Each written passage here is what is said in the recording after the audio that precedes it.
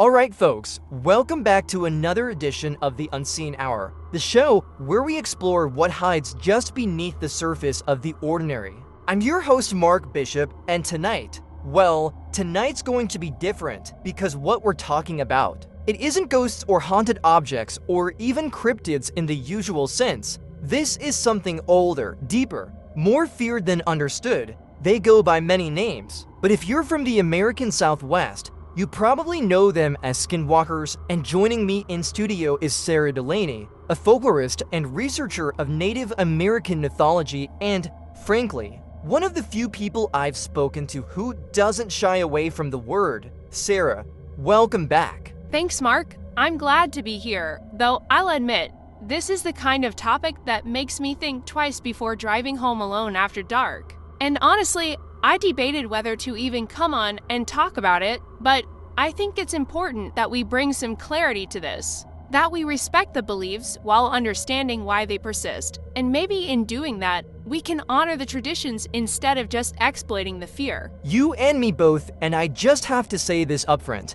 We're going to treat this topic with respect. This isn't a campfire tale. This is sacred to a lot of people. And even saying the name can be dangerous, right? That's right. Among the Navajo and several other tribes, even mentioning Skinwalkers or Yinalblushi is a taboo. The belief is that talking about them draws their attention, it invites them, and it's not just superstition. It's a deeply held spiritual boundary, like opening a door you don't know how to close. And here we are, inviting them, hopefully with care and caution, but inviting them nonetheless. And just to make it clear to our listeners, we did speak to a Navajo consultant before this episode. We've taken every measure we can to be respectful. So with that in mind, Sarah, can you help us understand where the idea of Skinwalkers originated? Absolutely. The origins are complex and vary a bit across tribes, but generally, the Skinwalker is seen as a witch, not in the modern sense of someone practicing Wicca,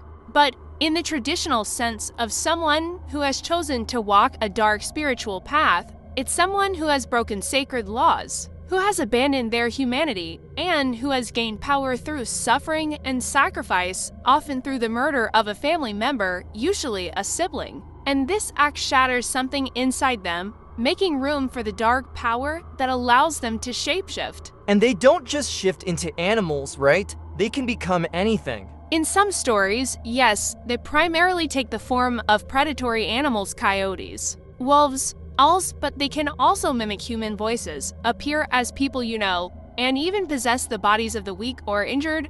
It's this fluidity, this ability to deceive, that makes them so terrifying. Let's talk about that deception. You've mentioned mimicry. I've read accounts where people say they heard their mother's voice calling from the woods, or saw a loved one outside, only to find that person asleep inside the house. Is that common in these stories? Very common and always chilling. What you're describing is what we call spiritual impersonation. The Skinwalker learns the voice, the posture, the behaviors of someone you trust, and then uses that trust against you. And when they speak, there's always something just a little off. The cadence, the rhythm, maybe even a slight echo, like they're playing back a recording instead of truly speaking. I want to go back to something you said earlier about spiritual boundaries. Is that why so many stories talk about Skinwalkers standing just outside a home, scratching on the walls, tapping the glass, but not coming inside? Yes, and that's where things get really interesting. In many traditions,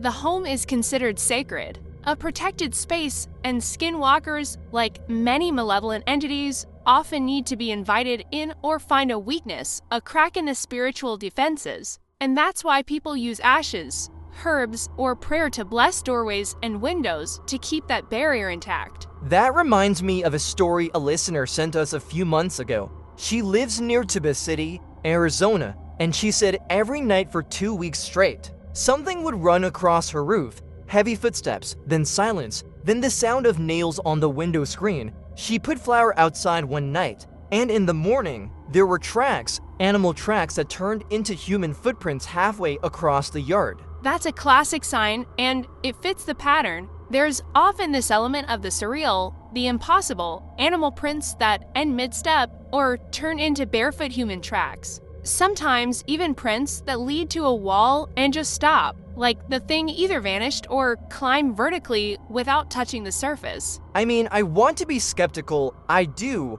but these stories, they're so consistent across time and place. Exactly, that consistency is part of what makes the Skinwalker legend so compelling. It's not just isolated incidents, it's generational memory, passed down orally. And even today, you'll find entire communities who live in fear of them, who refuse to talk about them openly because they've seen what happens when you do. Have you ever encountered someone who claimed to be a Skinwalker? Only once, and I still don't know if it was a prank, a test, or something real. It was an old man on the edge of a reservation. I was interviewing him about medicinal herbs, completely unrelated, and then he said, "You want to talk about them? You ever think one of them might be listening? Might be me?" And then he laughed, but it wasn't a joke. It was this hollow sound, and his eyes, Mark, they went cold, like he wasn't there anymore. What did you do? I packed my notebook and left. I didn't look back, and I didn't go back to that area again. You learn to trust your instincts doing this work, and my instincts screamed that something was deeply wrong in that moment. It's so interesting and terrifying how often fear is a kind of knowledge, like our bodies know something before our minds can explain it. Absolutely, and I think that's why the Skinwalker legend persists, because it speaks to that primal fear. The idea that something human can choose to become inhuman, can wear the skin of trust and then violate it. We're going to keep going with this. Folks, this is just part 1 of our extended conversation. We're going to dive deeper into regional variations, listener-submitted experiences, and we'll even hear more from Sarah about the protective rituals and what you should never do if you think you've encountered a Skinwalker. Stay with us.